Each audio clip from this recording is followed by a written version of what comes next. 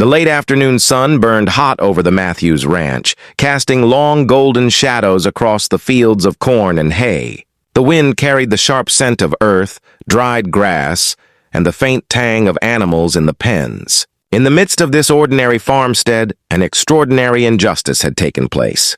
Martha, a young woman of barely 20 summers, sat slumped against the rough-hewn side of the corn crib. Her wrists were bound tightly with coarse rope, the skin red and raw from struggling against it. Her dress, once neatly pressed, was now rumpled and streaked with dirt and sweat. A faint trickle of blood ran from a scratch along her temple, a souvenir from the harsh punishment she had endured. Her eyes, wide and anxious, scanned the horizon again and again. Each time, the endless fields and fences offered nothing but the promise of isolation. The towering cornstalks swayed gently in the heat, casting long shadows that danced across her tired face. She hugged her knees to her chest, her chin resting on them, and let out a shaky sigh that echoed in the quiet barnyard. She had disobeyed the farmhand's orders earlier that day, an act of kindness and defiance. Her grandmother had fallen ill, and Martha, driven by love and urgency, had left her chores behind to tend to the old woman. That decision, born from care and necessity, had earned her this cruel punishment, confinement, humiliation, and the relentless sun beating down on her helpless form. Hours had passed since she had been tied here. She had shouted, pleaded, and struggled, but no one had come to help, and eventually exhaustion had overtaken her. Now the quiet hum of the farm, the distant lowing of cattle, the clatter of horses in the stables, and the faint rustle of corn leaves was almost unbearable. It reminded her of the freedom she had once taken for granted, the simple ease of walking across the fields unbound, unafraid. Suddenly, a sound reached her ears, the steady, deliberate rhythm of hooves against the dry earth. Her heart leapt into her throat. Could it be someone coming? She strained to see across the dusty field, squinting as the figure approached. A cowboy appeared at the edge of the farm, mounted on a strong, dark horse. His hat shaded a face weathered by sun and wind, but his eyes were sharp, scanning the barnyard with focus and concern. He rode with purpose, a steady confidence in every movement, and as he drew closer, Martha felt a flicker of hope. "Hey!" the cowboy called out, his voice carrying over the field, strong yet calm. "What's going on over there?" Martha's lips trembled as she tried to speak. "Please, someone—" "Help me!" she cried, voice raw from hours of shouting. She pointed desperately toward the ropes that bound her, her body trembling from pain and fear. The cowboy reined in his horse, studying the scene carefully. His eyes narrowed at the sight of her bound wrists and the way she slumped against the corn crib, clearly exhausted and in pain. A frown crossed his rugged features. "Don't worry, ma'am. I'll get you out of this," he said, dismounting swiftly, boots crunching against the hard-packed earth. He knelt beside her, working deliberately to untie the knots that had left her hands chafed and raw. Martha flinched at each pull and tug, but the cowboy was careful, his experienced fingers loosening the rope without causing further harm. "Almost there," he murmured, encouraging her to stay still.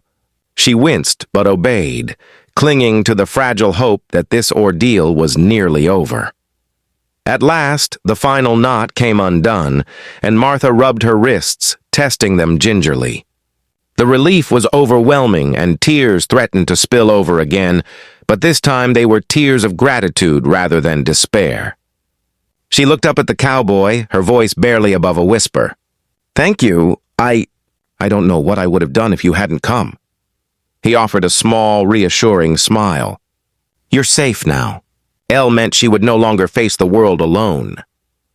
The sun finally kissed the horizon, casting the plains in deep shades of orange and pink, and Martha allowed herself to lean back slightly on the horse, her body relaxing for the first time since she had been tied up. Her hands, now free, rested lightly on the saddle, and she exhaled a long, shaky breath. The ordeal of the day had tested her endurance, her spirit, and her hope, but it had also brought a profound relief and a spark of trust in another human being. The sun had fully set over the plains, leaving the Matthews Ranch bathed in a soft, silvery light under a crescent moon. The wind carried a faint chill, rustling through the cornfields and sweeping across the dry earth. The faint scent of sage and hay lingered in the air, mixing with the warmth that still radiated from the day's sun. Martha, exhausted but finally free from the ropes that had bound her in the corn crib, followed the cowboy down the winding trail that led to his home. Her legs ached from hours of confinement, and her shoulders still bore the stiffness of tension and fear. But the steady presence of the cowboy at her side provided a sense of security she hadn't felt all day. The house came into view just as the first stars began to glitter across the night sky. It was a modest cabin, sturdy and well-kept, with smoke curling lazily from the chimney and the soft glow of lamplight spilling through the windows. The smell of fresh bread and firewood wafted through the air, making Martha's stomach tighten with hunger and her spirit relax. She took a tentative step forward, her hands brushing against the rough wooden railings of the porch, and felt a flicker of hope that she hadn't dared to allow herself before. The cowboy dismounted first, offering his hand to help her down from the horse. She grasped it gratefully, leaning on him as she adjusted to solid ground. Every step she took reminded her of how long she had been tied, and the muscles in her legs quivered under the sudden weight of freedom. "Here we are," he said gently, opening the door and ushering her inside. The cabin was warm and inviting, a stark contrast to the harshness of the farm where she had been held captive. Wooden floors gleamed in the soft firelight, shelves lined with jars of preserves and neatly stacked tools testified to years of hard work, and the hearth held a comforting fire that crackled and popped. Martha sank into a chair near the fire, letting the heat wash over her chilled skin. The cowboy moved quietly around the room, carrying a bowl of warm broth and a slice of bread. "Here," he said, placing the food before her. "Eat. You've been through a lot, and you need your strength back." Martha's hands trembled as she took the bowl, the warmth radiating into her fingers. She had been too frightened and exhausted to eat at the farm, but now the simple act of nourishing herself felt like a small reclamation of her life. She took a sip of the broth, then a bite of bread, feeling the warmth and sustenance slowly seep into her body. Her eyes, once wide with fear, softened as gratitude and relief began to settle over her. "You don't have to speak right away," the cowboy said, sitting down across from her and offering a reassuring smile. "Just rest, eat. I'll be right here if you need anything." Martha exhaled, letting the tension drain from her shoulders.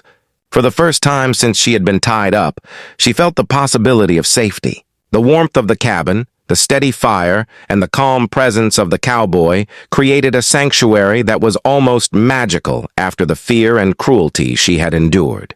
She realized that she hadn't just been rescued from the ropes in the corn crib, but from the sense of helplessness that had weighed heavily on her throughout the afternoon.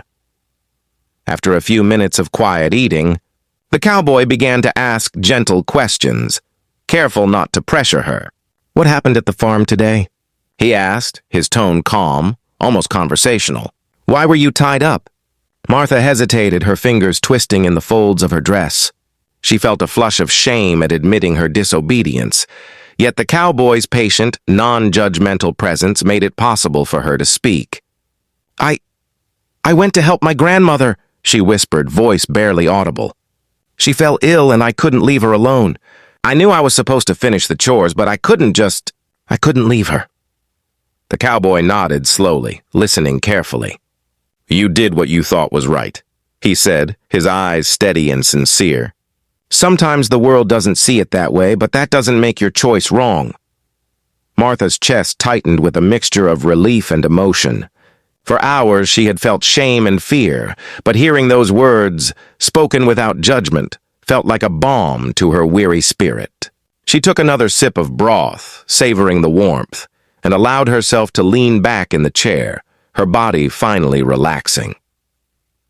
As the night deepened, the cowboy helped her prepare a place to sleep.